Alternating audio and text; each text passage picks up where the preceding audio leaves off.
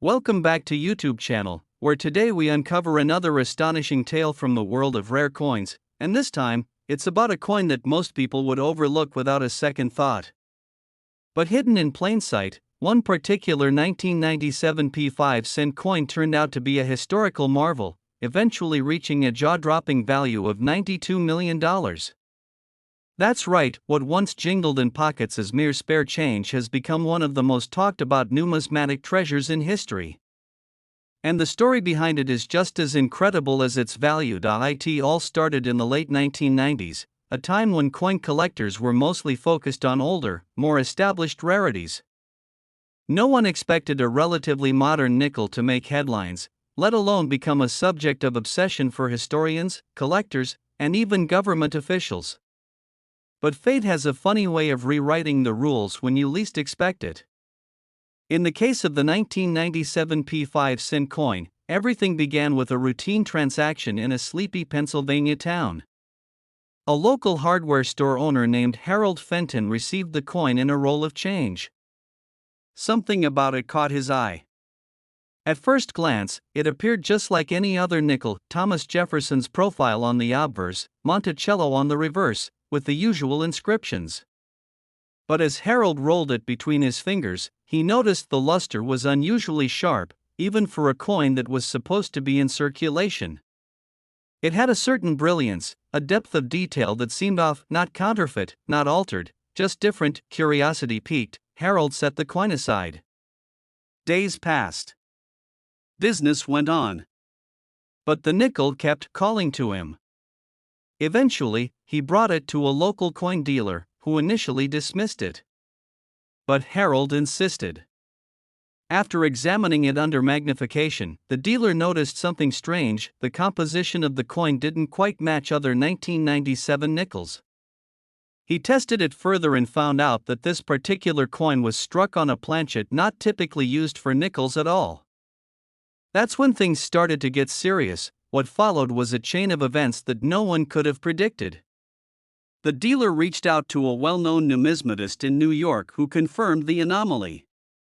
They discovered that the coin had a unique metal composition, possibly a minting error. But there was more. The die used to strike the coin was slightly misaligned, and it showed micro-engraving on Jefferson's collar, tiny letters barely visible to the naked eye. Those letters were the initials of a mint engraver who was never officially credited with designing any part of the 1997 coinage. As word got out, the numismatic world buzzed with speculation. Was this a secret test coin? A prototype that accidentally entered circulation? Or perhaps a commemorative piece that was never meant to leave the mint? Researchers dug deep into the mint archives, but all references to anything resembling the 1997 P mystery nickel were either missing or redacted. Some began to suspect that the coin was part of an unauthorized project, an experiment or statement piece minted under the radar. By the year 2000, the coin had changed hands several times, each new owner paying significantly more than the last. It finally landed in the possession of a wealthy collector known for paying top dollar for rare U.S. currency. He bought the nickel for over $1 million, a record at the time for any Jefferson nickel. That purchase caught the attention of the media, and the story of the coin exploded.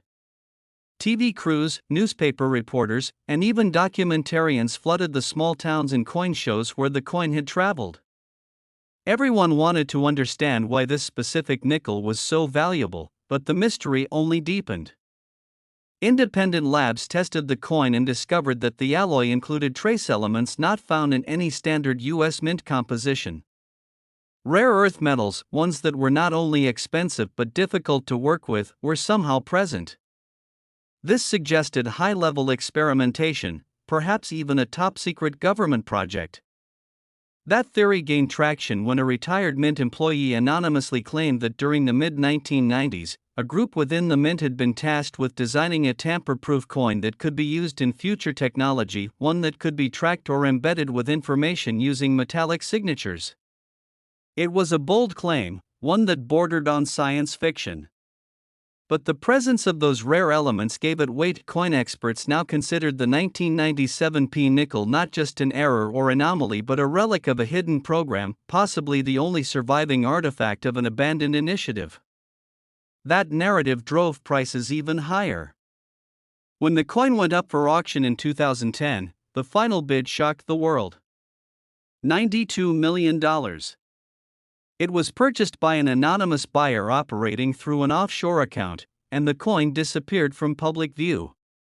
Only a handful of people know where it resides today, yet the story doesn't end there. After the sale, the Mint launched an internal review, supposedly to investigate claims that unauthorized coins had been produced.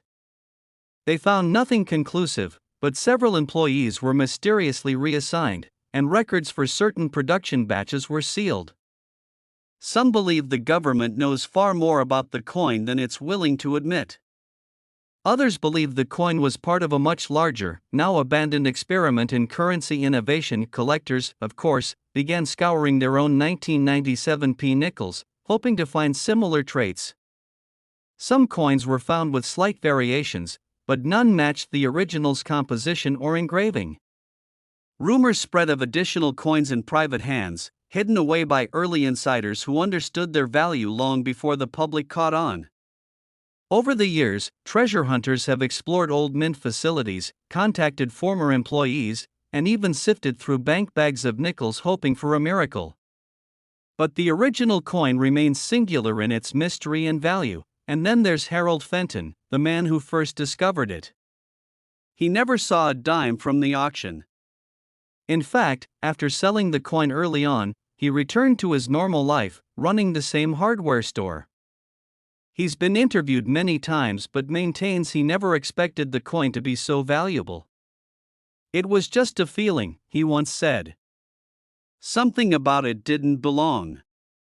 His intuition turned out to be right and made history. To this day, the 1997 P5-cent coin stands as a testament to the idea that even the most ordinary objects can hold unimaginable value. Whether it was a mistake, a secret experiment, or something even stranger, its story has become legend in the coin collecting world. Museums have petitioned to have it displayed. Books have been written. And still, no one has been able to replicate or fully explain it. It's not just a coin, it's a symbol of mystery, discovery, and the hidden stories that still exist in the corners of everyday life.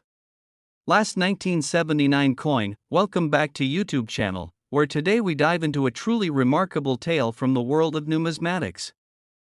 This time, it's not about a coin from the colonial era or a rare gold piece from the 1800s.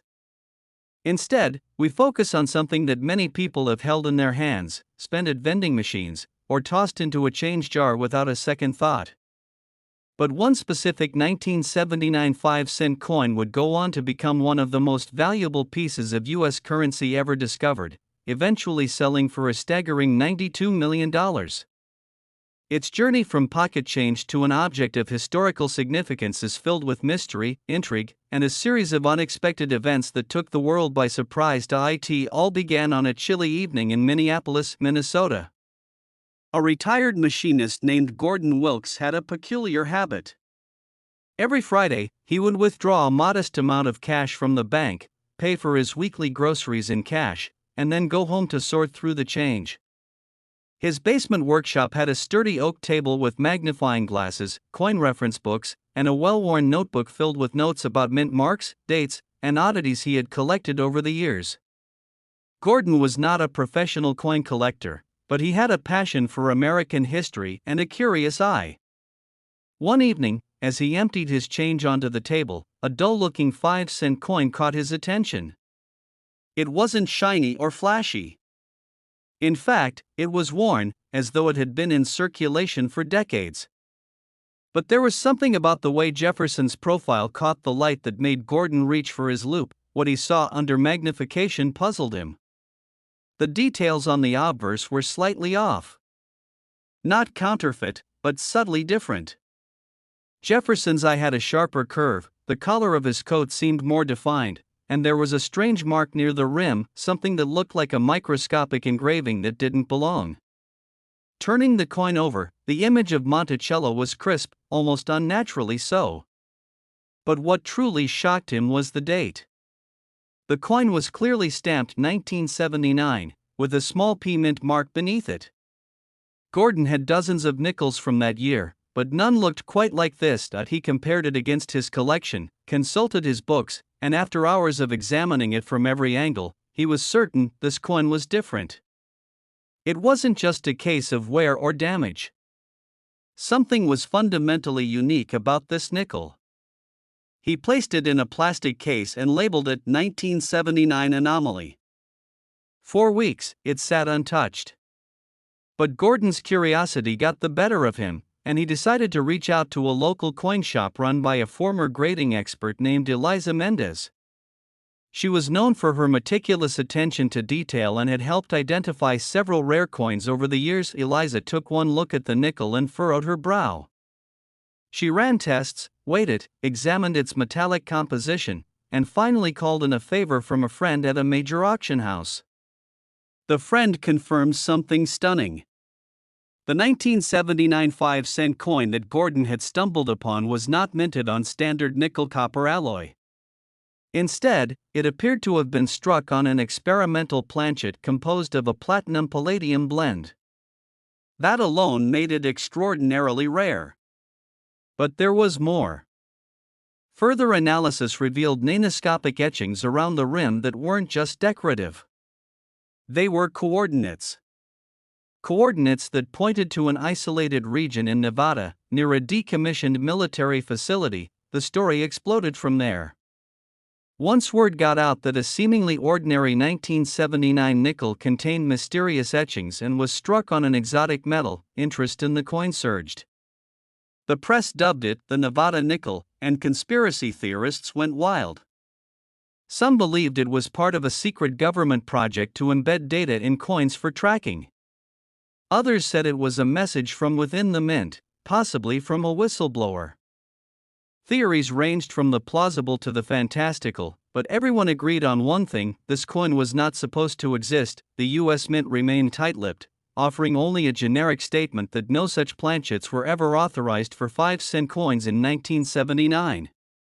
However, internal records from that period were conveniently missing, and several employees from the Philadelphia Mint, where the coin originated, had either retired or passed away. This only fueled the speculation further.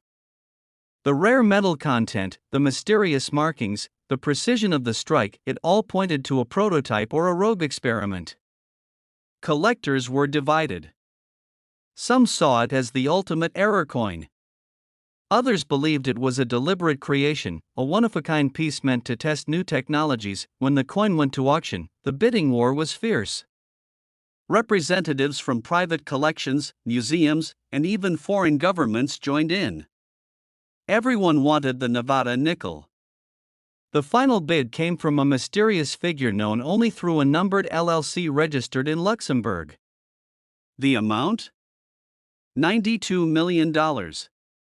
The coin was whisked away to an undisclosed location, and once again, it vanished from public view, but the ripple effect was far from over. After the sale, dozens of other collectors began examining their 1979 nickels. While some found interesting features, slight die variations, double strikes, none matched the original's composition or engraving. However, one collector in California claimed to have found a second coin with similar metal content, though it lacked the etchings. That coin was never authenticated, and its current whereabouts remain unknown. Meanwhile, Gordon Wilkes, the humble machinist who discovered the Nevada nickel, was offered interviews, speaking engagements, and even book deals. But he refused them all. He donated a portion of the money to charity, renovated his workshop, and continued sorting through his change every Friday evening.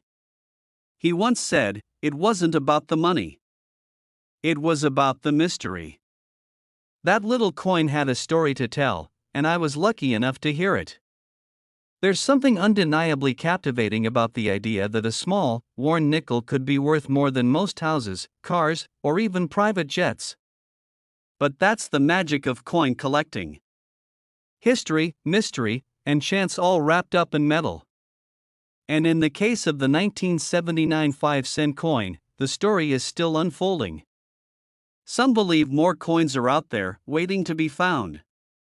Others say the Nevada nickel was a one-time fluke, a ghost from the past that slipped through the cracks of an imperfect system. Even today, whispers persist of a hidden cache of experimental coins locked away in an underground vault, forgotten by time and buried under bureaucratic red tape. Some say the coordinates etched into the Nevada nickel lead not to a desert outpost, but to a buried bunker filled with uncirculated prototypes and technological marvels. It sounds like fiction, but in the world of rare coins, the truth is often stranger than anyone expects.